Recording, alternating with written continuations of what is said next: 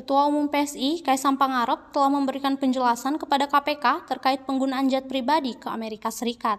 Hal ini disampaikan oleh Deputi Pencegahan dan Monitoring KPK, Pahala Nainggolan, pada Selasa 17 September 2024. Ia mengatakan Kaisang berangkat ke Amerika bersama istrinya, Irina Gunono, kakak iparnya, dan seorang staf menggunakan jet pribadi milik temannya.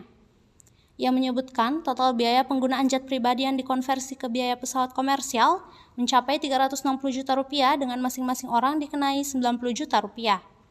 Pahala mengatakan, jika perjalanan Kaisang terbukti milik negara, maka ia harus membayar 360 juta rupiah senilai perjalanannya ke Amerika Serikat.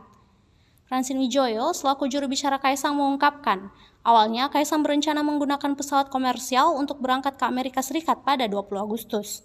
Tetapi, Kaisang akhirnya berangkat pada 18 Agustus dengan menumpang jet pribadi temannya yang diketahui berinisial Y. Orangnya Mas Kaisang ini disebutin nggak sih harga nominal, harga dinaikin? Diestimasi 90 juta satu orang.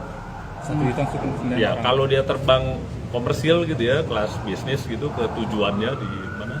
Philadelphia apa di mana. Itu sekitar 90 juta satu orang. Jadi ngomongnya udah sampai situ.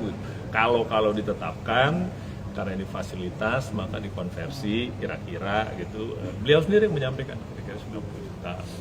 Ya kita bilang ya nanti aja lihat gitu hasil ininya gitu, analisanya.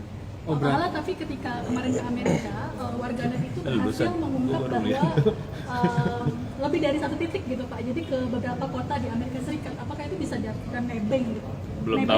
Belum tahu kita jurusannya sedetail apa perjalanannya gitu, dari mana ke mana, berapa hari gitu.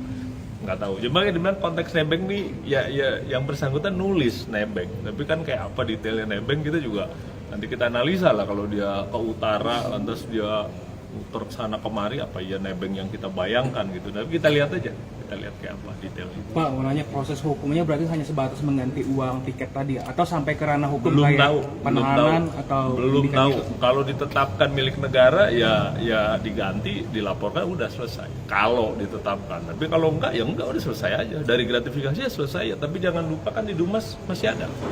Gitu yang di Dumas kan ya mau ditanya ke Dumas gitu. Berarti Jadi temuan dari gratifikasi bakal diserahkan juga ke PLPM? pasti lah, detailnya pasti.